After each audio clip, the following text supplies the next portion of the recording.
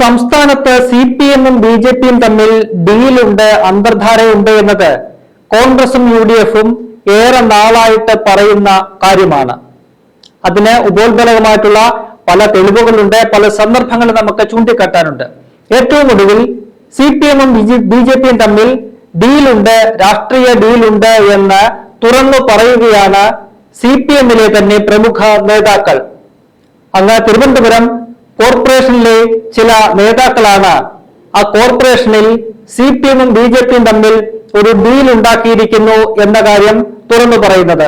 Corporation നിലവിൽ CPM ആണ്, LDF ആണ് ഭരിക്കുന്നത്. അവിടെ ഇത്തവണ പല വാർഡുകളിലും CPM-ന് വിമത സ്ഥാനാർത്ഥികൾ പ്രത്യക്ഷപ്പെട്ടിരിക്കുന്നു. അതിൽ ഏറ്റവും പ്രധാനപ്പെട്ട ഒരു വാർഡാണ് ചെമ്പഴന്തി എന്ന് പറയുന്നത്. ചെമ്പഴന്തി വാർഡ് കഴക്കൂട്ടം നിയമസഭാ മണ്ഡലത്തിന്റെ പരിധിയിലാണ് വരുന്നത്. ചെമ്പഴന്തി, ചെങ്കോട്ടുകോണം, ഒപ്പം തന്നെ പൗണ്ടിക്കോണം എന്നിങ്ങനെയുള്ള 3 വാർഡുകൾ അത് നിലവിൽ BJP-യുടെ കയ്യിലാണ്. ആ വാർഡുകളിൽ ഇത്തവണ CPM ശക്തമായ ഒരു മത്സരം നടത്തുന്നില്ല എന്ന വലിയൊരു വിമർശനമാണ് ചെമ്പഴന്തിയിൽ നിന്നുള്ള ചെമ്പഴന്തിയിലെ ലോക്കൽ കമ്മിറ്റി അംഗം കൂടിയായ ആനി അശോകൻ പറയുന്നത്. ആനി അശോകൻ ഇത്തവണ ചെമ്പഴന്തി വാർഡിൽ സ്വതന്ത്ര സ്ഥാനാർത്ഥിയായിട്ട് മത്സരിക്കാൻ ഒരുങ്ങുകയാണ്. CPM നിലവിൽ അവിടെ ഷീല മോഹനെയാണ് സ്ഥാനാർത്ഥിയായിട്ട് പ്രഖ്യാപിച്ചിരിക്കുന്നത്. സ്വാഭാവികമായിട്ടും ആനി അശോകൻ അവിടെ സ്ഥാനാർത്ഥിയാകുമെന്ന് കരുതപ്പെട്ടിരുന്നു. എന്നാൽ CPM പരിഗണിച്ചത് ഷീല മോഹനെയാണ്. ഇതിനെതിരെയാണ് ആനി അശോകൻ രംഗത്തെത്തുകയും വലിയ ഒരു വിമർശനം അവിടുത്തെ ഈ കഴക്കൂട്ടത്തിൽ നിലവിലെ MLA കൂടിയായ മുൻ മന്ത്രിയും CPM-ന്റെ സംസ്ഥാന കമ്മിറ്റി അംഗവുമായ കടകംപള്ളി സുരേന്ദ്രനെതിരെ ഗുരുതരമായ ആരോപണങ്ങളാണ് ആനി അശോകൻ ഉന്നയിക്കുന്നത്. അതായത് ഈ കഴക്കൂട്ടം നിയമസഭാ മണ്ഡലത്തിന് കീഴിൽ വരുന്ന ഈ വാർഡുകളിലൊക്കെ തന്നെ സ്ഥാനാർത്ഥികളെ നിർണയിച്ചിരിക്കുന്നത് കടകംപള്ളി സുരേന്ദ്രന്റെ നിർദ്ദേശപ്രകാരമാണ്, താല്പര്യപ്രകാരമാണ്. അവിടെ BJP-ക്ക് ജയിക്കാൻ പാകത്തിലുള്ള സ്ഥാനാർത്ഥികളെയാണ് കടകംപള്ളി സുരേന്ദ്രൻ നിർത്തിയിരിക്കുന്നത്. കാരണം നിലവിൽ അത് BJP-യുടെ സിറ്റിംഗ് വാർഡുകളാണ് ഇതൊക്കെ തന്നെ. അവിടെ തിരിച്ചു പിടിക്കാനുള്ള യാതൊരു ശക്തമായ നടപടികളും CPM-ന്റെ ഭാഗത്തുനിന്നും ഉണ്ടാകുന്നില്ല. മറിച്ച് അവിടെ BJP-യെ ജയിപ്പിക്കാനുള്ള ഒരു ഡീല് കടകംപള്ളി സുരേന്ദ്രനും BJP-യും തമ്മിൽ ഉണ്ടാക്കിയിരിക്കുന്നു എന്ന വലിയൊരു തുറന്നു പറച്ചിലാണ് ഈ ആനി അശോകൻ നടത്തിയിരിക്കുന്നത്. ഇതിനെതിരെയാണ് താൻ ഇവിടെ മത്സരിക്കുന്നത് എന്ന് അവർ പറയുന്നുണ്ട്. അതിന് ഈ ആനി അശോകൻ കഴക്കൂട്ടം മുൻ ബ്ലോക്ക് പഞ്ചായത്ത് പ്രസിഡന്റാണ്.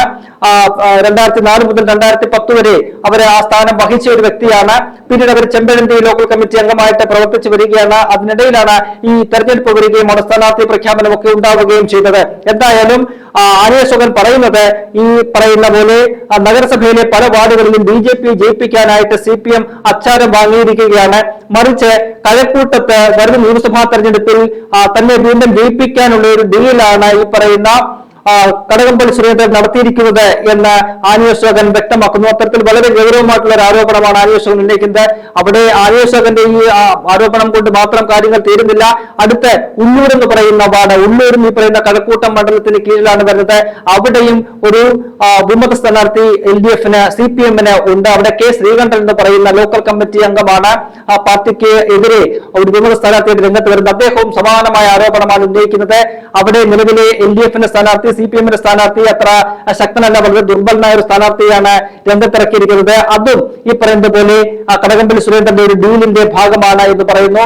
ഒപ്പം തന്നെ വാഴോട്ടുകോണത്തും CPM-നെ സംബന്ധിച്ചൊരു വിമത ഭീഷണി ഉയർന്നു വന്നിരിക്കുന്നു. അവിടെ മുൻ ബ്രാഞ്ച് സെക്രട്ടറി കൂടിയായ KV മോഹനാണ് മത്സരിക്കാനായിട്ട് എത്തിയിരിക്കുന്നത്. അദ്ദേഹവും സമാനമായ ആരോപണമാണ് ഉന്നയിക്കുന്നത്.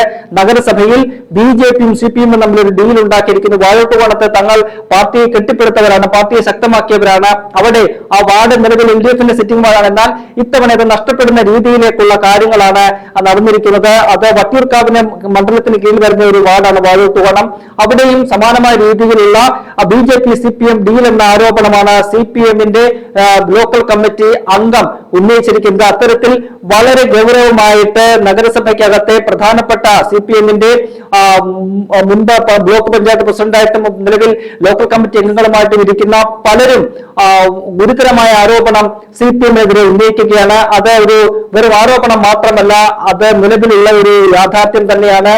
കോൺഗ്രസ് ഉൾപ്പെടെ ഉന്നയിക്കുന്ന വളരെ ഗൗരവമായ ഒരു വിഷയമാണ്. അത് ഈ തിരുവനന്തപുരം കോർപ്പറേഷനിൽ മാത്രം ഒതുങ്ങുന്ന ഒരു സംഭവമല്ല എന്നുകൂടി നമുക്ക് മനസ്സിലാക്കണം. അത് ഈ തദ്ദേശ തെരഞ്ഞെടുപ്പിൽ സംസ്ഥാന വ്യാപകമായിട്ടുണ്ട്. ഒപ്പം തന്നെ അടുത്ത നിയമസഭാ തെരഞ്ഞെടുപ്പിലും അത് ഉണ്ടാകും എന്നതിന്റെ ഒരു സൂചന കൂടിയാണ്. തദ്ദേശ തെരഞ്ഞെടുപ്പിൽ BJPക്ക് പരമാവധി സഹായങ്ങൾ ചെയ്തു കൊടുക്കുക, മറിച്ച് പ്രത്യുപകാരമായിട്ട് 2026 വരുന്ന നിയമസഭാ തെരഞ്ഞെടുപ്പിൽ തങ്ങളെ വിജയിപ്പിച്ചെടുക്കുക എന്നതാണ് CPM ലക്ഷ്യമിടുന്നത്.